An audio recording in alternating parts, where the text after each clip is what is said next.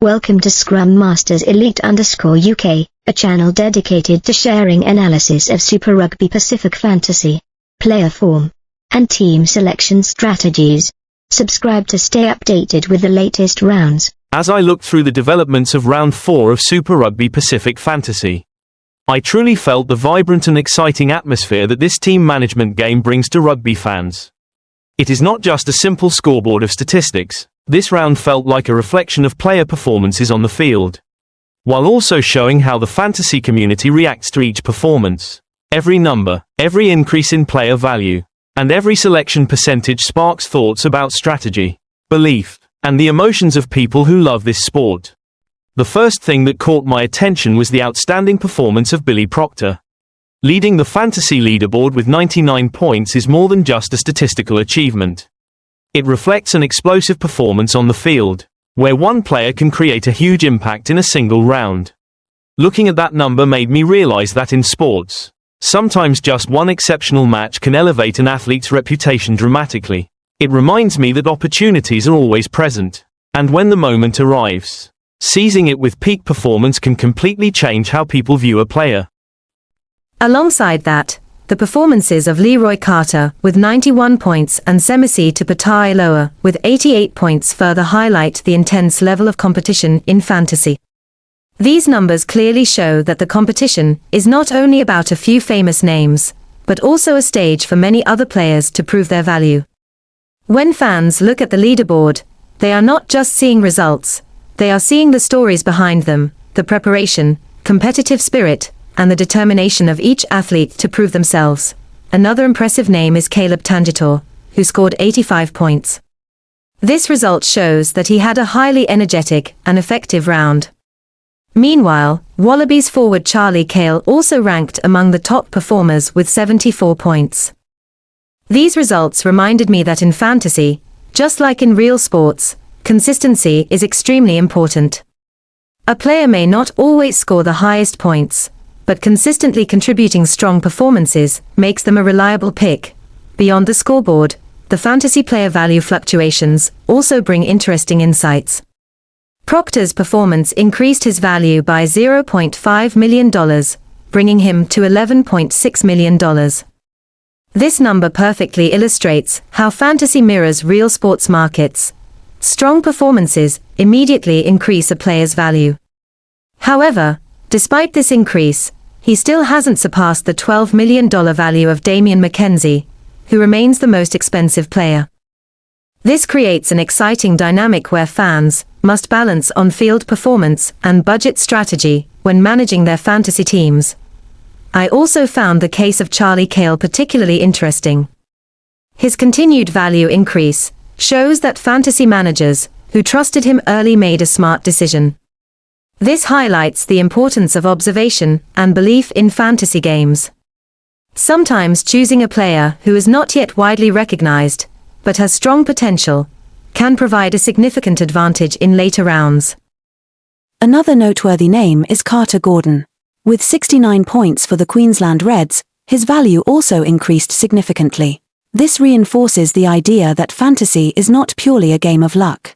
Players must carefully follow team tactics, player form, and match dynamics. When a player shows signs of a breakout performance, quickly bringing them into your lineup can create a big advantage. Other players such as Kodemaru Vai from the Blues and Devon Flanders from the Hurricanes demonstrate that fantasy always contains hidden gems. They may not be the biggest stars, but when their form peaks, they provide enormous value to fantasy teams. This reminds me that in any field, opportunities to shine are not reserved only for already famous names. The rise in value of Alan Craig from Moana Pacifica also caught my attention. Locks are not always the most talked about players in highlight rankings, but when they perform well, their value is still recognized. It reminded me that every position in a team has an important role. In fantasy, a balanced lineup often delivers better long-term success than focusing only on attacking stars. Another fascinating aspect is the player selection percentages among fantasy coaches. Tupou Ta'eiloa from the Chiefs continues to be the most selected player for the fourth consecutive week. Appearing in nearly 70% of teams shows the immense trust the fantasy community has in him. Seeing that number made it clear to me that some players become foundations in fantasy managers' thinking. They not only provide points but also a sense of security. Alongside him, Cale, Semisi Tupou Ta'eiloa, and Quinn Tupia are also among the most selected players. This reflects how their consistency and performances have been recognized by the fantasy community. Meanwhile, Max Jorgensen of the Warriors has also attracted significant interest. These numbers show that fantasy is not just an individual game, it also reflects community trends among fans. When it comes to captain selections, the return of Damian McKenzie immediately made a major impact. Becoming the most popular captain choice shows that fans still place enormous trust in his abilities. It reminds me of the strong pull that major stars have in sports. Even with new rising talents, established players always hold a special place in fans' minds. From all the developments in round 4, I feel that fantasy is truly an engaging way for fans to connect more deeply with the tournament. It makes watching each match even more exciting, because every play can influence fantasy points and team strategies. Fans are not only cheering for their favorite teams but also closely tracking the performances of many different players. For me personally, looking at the changes in points and player values brings a clear lesson. In sports, just like in life, performance and effort are always recognized. A player may not be the biggest star, but consistent strong performances will increase their value over time. Fantasy also teaches the importance of patience and observation. Sometimes rushed decisions can cause managers to miss out on players who are about to break out. On the other hand, carefully following form and understanding team strategies can lead to smarter selections. For the fan community, round 4 delivered a positive message. Rugby always brings new stories, emerging stars, and exciting surprises.